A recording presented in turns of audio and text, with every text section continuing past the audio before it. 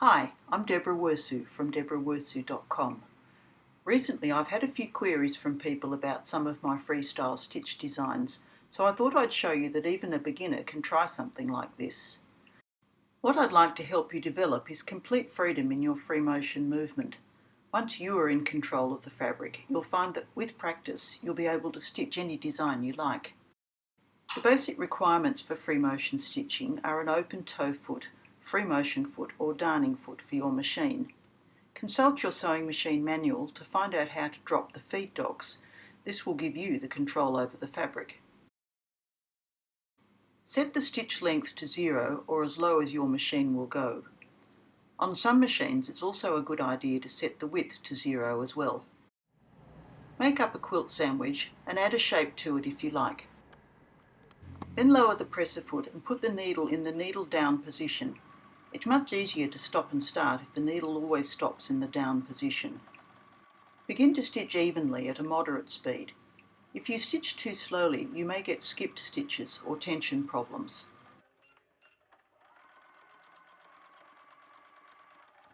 After a while, you'll begin to get comfortable with pulling and pushing the fabric, either pulling it towards you or pushing it away.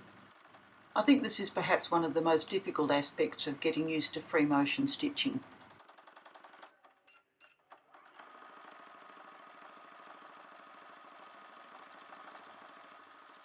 Stitch 3 or 4 lines along the edges of your shape. Track along the edge of the piece to get to the next section.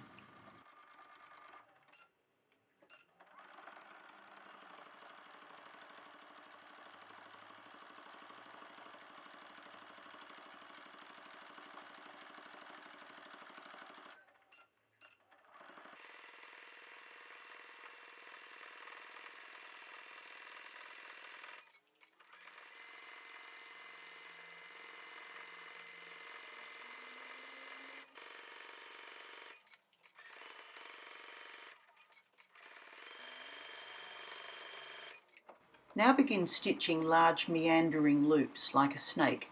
They don't have to be the same size, but try to keep your curves even. Notice how I'm guiding the fabric with my hands in a gentle, smooth movement.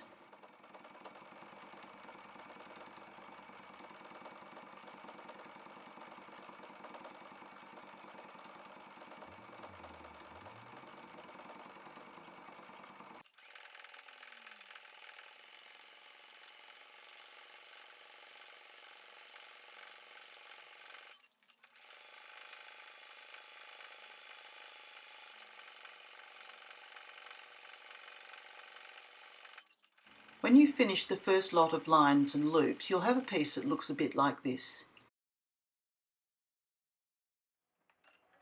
Next, begin stitching circles to form what is known as pebble stitch.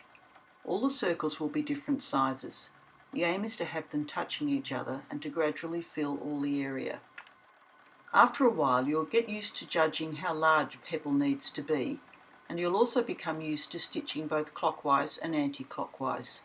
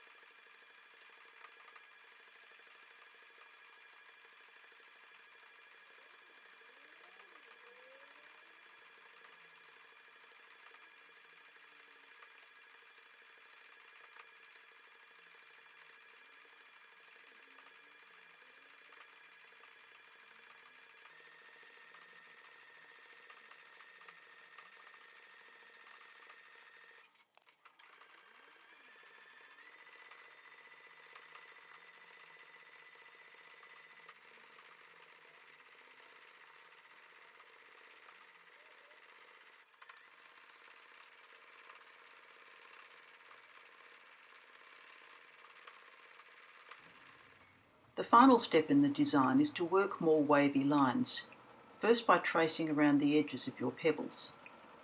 Make these lines as irregular or regular as you like.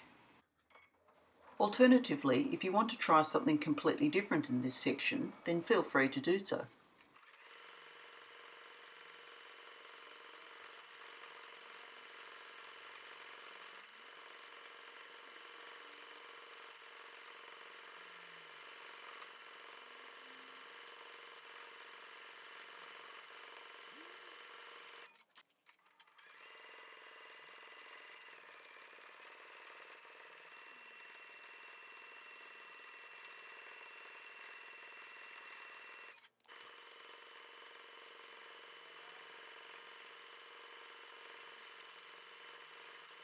Finally, I finished the edges with free motion zigzag.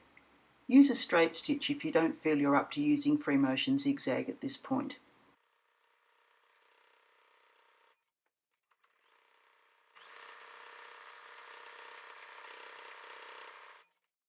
I suggest you make several pieces like this, varying them each time, and soon you'll develop relaxation and freedom in the way you move the fabric around under the needle.